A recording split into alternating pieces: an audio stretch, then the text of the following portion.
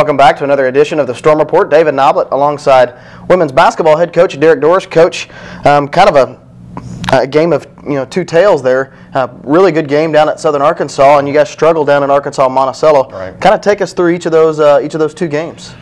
Well, Southern Arkansas, the first game, we finally went on the run at the end there and kind of pulled it away. It was a game that was in question, throughout the game until probably the last 7 minutes, and then we went on a run that kind of put them away, and shots started to fall a little bit, and when shots go in, momentum builds and energy builds as well. So, talk about a little bit what maybe were some of the struggles down at Arkansas Monticello. I know 21 turnovers is something you hate to see as a coach. Yeah, not only turnovers, but just empty possessions as well that comes with those turnovers. You just can't have that anytime you play on the road. And we got some unlucky breaks, got in some foul trouble, but still had an opportunity. Even with all that, had an opportunity to come down to the end to win the basketball game, and just need to do a better job of closing that game out. Let's turn our attention to this week. We got East Central at home, go on the road to Southeastern on Saturday. Let's start with the East Central game. Down in Ada, it seemed to be a close game, and then all of a sudden you look up and it was just a few-minute stretch, and ECU just jumped out. It was just this big stretch, and again, it was kind of a turnover thing, but what adjustments do you make as East Central coming in on Thursday? Well, we've already showed the film to our girls and then showed that 5-minute segment of really where we were chasing points at that point. Other than that, we were with them. East Central's a good team. They're balanced. They've got four players that are averaging in double figures, and so they've beaten Harding. It's going to be a good contest for us, and we're hoping to be competitive and see what we can do. Dylan Webster had 21. Alicia Price had 14. Was that the people that you expected to be their scores, or is it something different, or do you make different adjustments on them next time? Well, I think that's their leading scorers. I think they're the best two players. They're more of an inside-out type of team, and so we're hoping that we can control the inside game a little bit better this time, and hopefully control the rebounding and get on and make some buckets. Southeastern was an exciting game here, 90-85, so a lot of points scored. Definitely kind of a run and gun type game. Do you expect that same type of game going down to Durant? I do. The way they play, it'll open the game up a little bit, and so it'll appeal to some of our other players as well. I think it'll appeal to Abby Boyd, some others that their strength is more of an open game. Emily Williams had 28 points. Do you guys do anything different with her, or change defense up a little bit? Yeah, we're gonna hopefully we can do a good job guarding the ball against her. Hopefully we'll put Danny on her a little bit more, and see if we can't control her, make sure she doesn't get on a roll. What are some different things that you guys do maybe down the stretch? This is a tough last 4 games, and you're dealing with kind of getting close to midterms, semester-wise, and getting into the spring. So anything you guys do different this time of the year? Practice-wise, we kind of cut it down a little bit, trying to save their legs a little bit, and then spend a little bit more time on film, and a little bit more time on shooting and all that stuff. Because this time of year, you got everything in. Now it's just a matter of tuning everything up and making sure they stay fresh. And those 2.5-2-hour grueling practices are a thing of the past right now. You guys are so young, for the most part. A lot of underclassmen. What's something that you see that's encouraging, especially of those those underclassmen maturing? Just the way they're working. I've been really impressed with our young kids and how they've worked and how they've come to practice every day and how they've played and how they have approached everything. Just a very mature. Even in the classroom as well. I've just been really delighted to have them. Speaking of the classroom, we just found out a big award that's coming up, and we'll release this later on the website. Kristen Milster was named first team academic Capital One Academic All-American. Really just one of a couple that we've had at Southern Nazarene, and now moving on the Division II level. That is such a huge honor. It is. It's something that she deserves. She's been tremendous both on the floor and in the classroom, and so Kristen's going to be a success. Not whatever she does. She does well in the classroom, and all the profs speak extremely high of her. Such a great honor by Milster, and I think one of the cool things is there's only 5 selected in the nation, and 2 came from the conference. So I think it speaks big for both for Harding and Kristen Seltzer, and then us and Kristen Milster. Coach, we appreciate it. Good luck this week as you guys take on East Central and Southeastern. Join us here in just a few minutes. We'll be right back. Martial arts instruction is more than self-defense. It's self-reliance. But even a sensei needs support. Tinker Federal Credit Union has had Elijah's back every kick, punch, and step of the way, and the strength of Oklahoma's largest credit union lets him focus on his passion: chopping wood. TFCU. We get it. Welcome back to the Storm Report. I'm David Noblett, alongside men's basketball post Antwone Jackson. You know, Antwone, you guys have been on quite of a hot streak, right now, 4 straight games. Talk about how you guys have been able to do this and how excited you are to be playing so well this late in the season. I'm very excited about playing this well in the season. I think we started to click about the right time that we needed to. I think we just started to take one game at a time, started to focus in on defense, and once we been on defense, I think the offensive end came easy. So we've been able to put things together, so hopefully we can finish the season out strong and head into the postseason. You guys, you spent the last couple of years here, and you probably built some, really, solid relationships. What are some of the things that you take, in the last 2 years from SNU? I really take a lot of things from being here at SNU.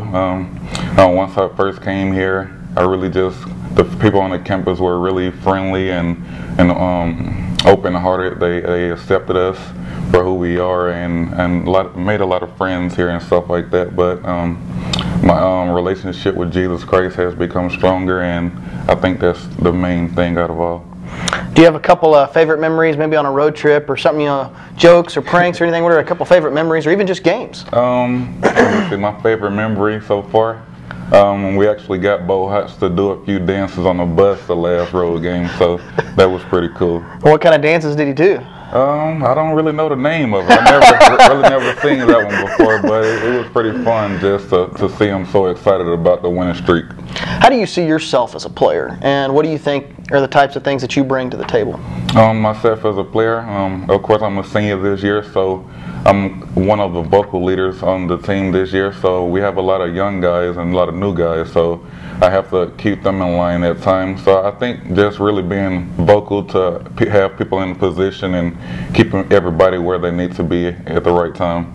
If you think of a couple of games over the last 2 years, what are some of the games that maybe, when you're talking to your kids later, like you talk about a couple of games that maybe you had big games in?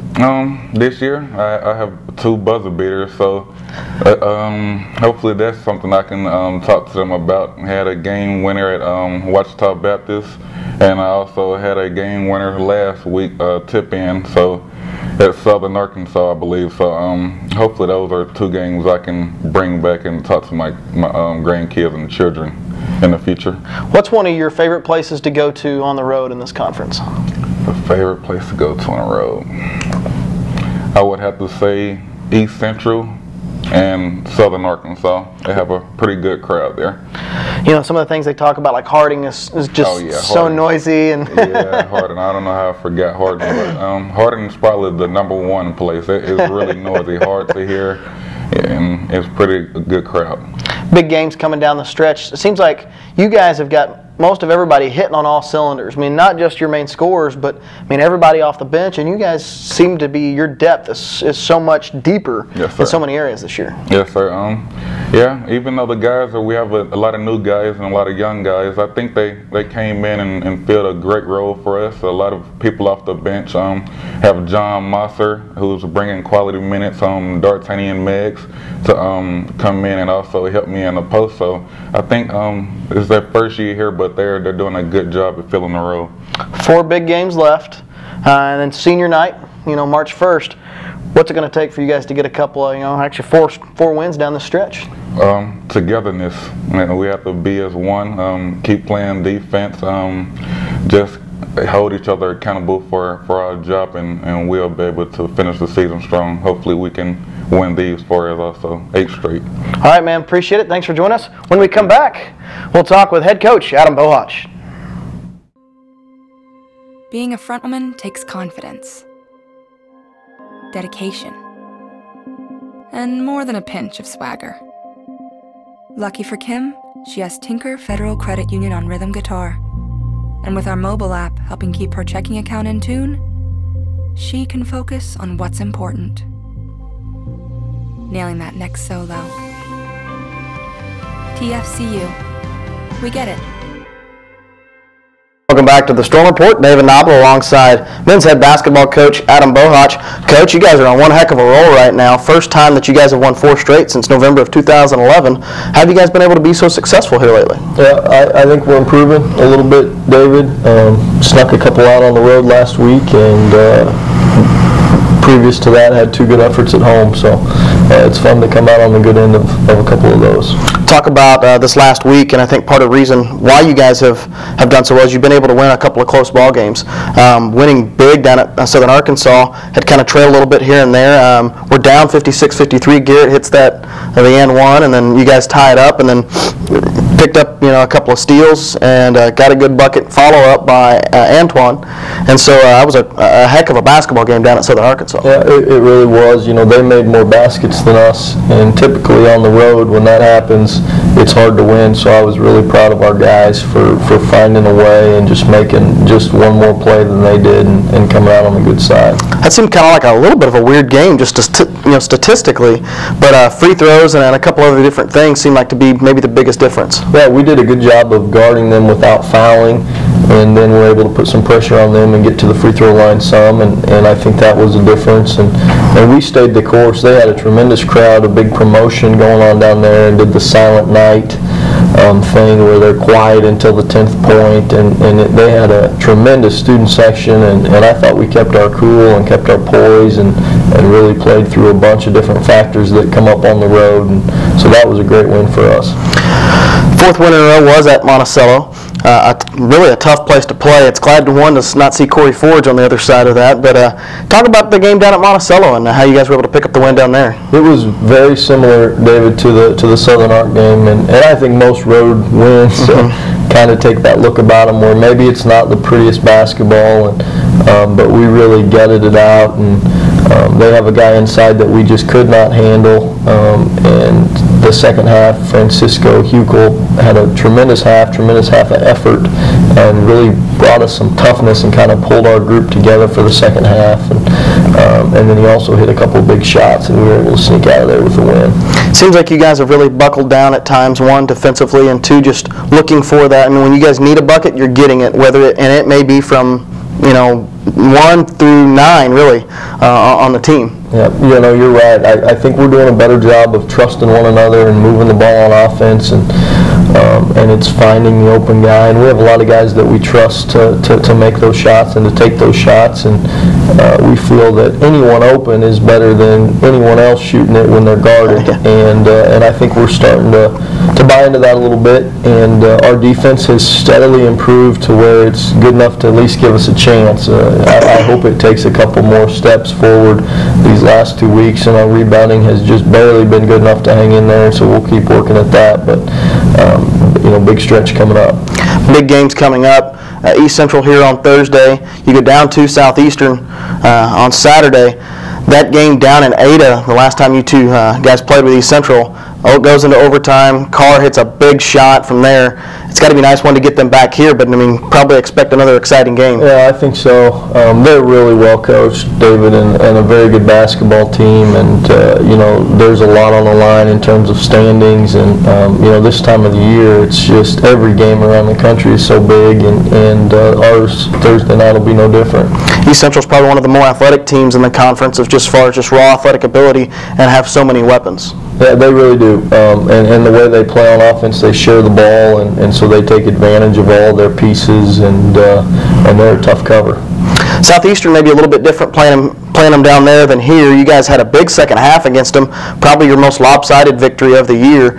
What do you expect going down to Durant? Yeah, looking at them on film, they have not blinked. They're still playing really hard, and Coach Green does a great job. They picked up a big win last night, so they have that taste in their mouth, and I'm sure that'll be a huge challenge on Saturday. How big are these next 4 games down the last couple of weeks? Yeah, we're really excited and looking forward to it, David. There's a lot of teams get to this time of the year and they're kind of out of the race, or there's not as much to play for, and we're thrilled that we've kind of stayed the course and put ourselves in position these last 2 weeks where these games matter. They matter for our postseason opportunities. We're still somewhat of a factor in the conference race if things fall just right, and so it's an exciting time these last 2 weeks. Do you have to do anything different, like this time of the year with practice, as maybe guys get beat up a little bit, or maybe kind of get worn out of routine? Do you change things up a little bit, or is there something to kind of liven things up, or is just this team just seems like they're having fun day after day? They're in a good spot right now, David. Our seniors, Quan and Antwone, have done a good job with keeping it fresh. But we try to back off them a little bit and maybe not hear my voice quite as much. They're tired of it by this time of year, and sometimes that's a struggle for me. My personality is do the same thing over and over and over, and so we're trying to be flexible and mix it up and keep it fresh and see if we can finish. Appreciate it. Thanks.